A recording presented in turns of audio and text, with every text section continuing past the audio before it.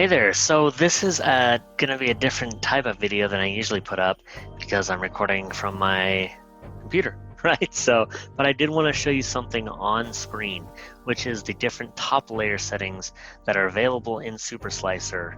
SuperSlicer is like a remix, I suppose, of prusaslicer for your 3D printer, preferably your Prusa, where it just has like a ton of other settings. The reason I actually switched to prusaslicer for most prints is because my top layers were having this gap between the outer perimeter and the top solid infill that I couldn't figure out how to fill. And the reason is because prusaslicer is just kind of missing something.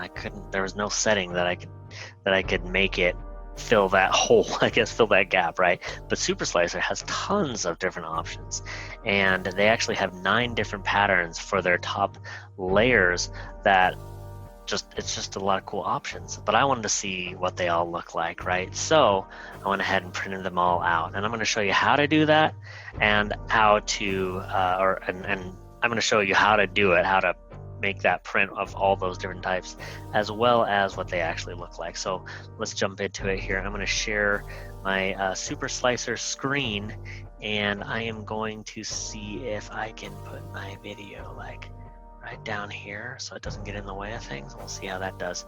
So here is SuperSlicer, and I just created a bunch of little squares to print on, right, to do this test with. Usually when you're trying to set your top layer settings, you can actually go to print settings and go under infill and select this external patterns, top or bottom.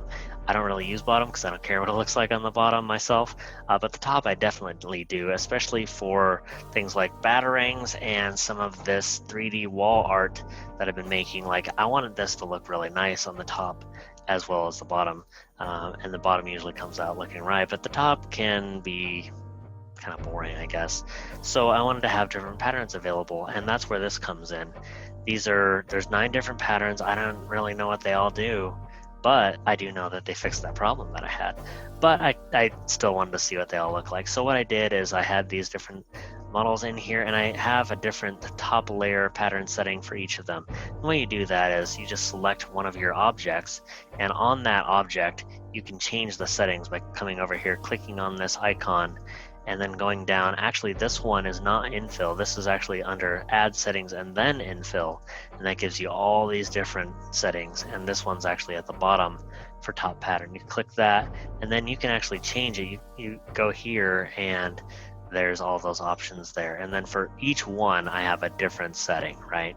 And so I have all 9 laid out here, and when you hit slice now, it actually shows you those different print patterns, but it's not exactly how it really looks. So it tries, but it's not quite there. So I'm going to actually show you what that ended up looking like. I used a gold silk PLA by CC Tree, and here's actually what that came out looking like. So it's pretty cool because they're all at once, so I can compare them pretty nicely. I think I'm going to tend to use rectilinear. I don't see the difference between the filled and the not filled ones, except the light hits them a little differently, but they pretty much look the same to me. But I'll probably use that, and I'll probably use ironing once I get that calibrated correctly, because with ironing it needs to have the nozzle like perfectly on that top layer so that it smooths it out, so that it irons it out and it makes it nice and flat and smooth.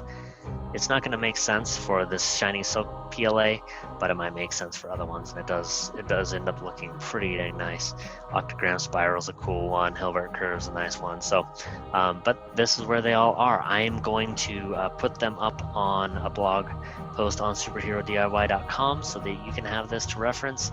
I'll also put this file up, this print file, up on superherodiy.com just for SuperSlicer, so that you can open this in SuperSlicer, you can configure it to your filament, and then you can print it out and see what yours looks like, because every filament does look different, and certainly you might have shiny ones or whatever, and you might want to see what they all look like, so you can do that print on your own as well. So that'll be up there. and let me know in the comments if there's like a better way to do this that I'm not thinking of, because again, that was like pretty new to me. And let me know if there's a certain type of pattern that you like for certain applications. Back to this battering, which has a lot of stringing on it that I need to fix. I actually use concentric on the top, and it actually looks kind of cool. And I think it added a little something, I think, to it. So it's not just a flat, boring pattern across the top of it. So there's definitely different applications for the different patterns. But, well, thanks for watching. And if your wife would make fun of you for, seeing you do this, then you should probably subscribe. And, Facebook it, Twitter it, tweet it, all that cool stuff, right? So if it's dark and it's night, then you'll want to check out this sort of stuff again, right? Oh, hey, thanks for watching.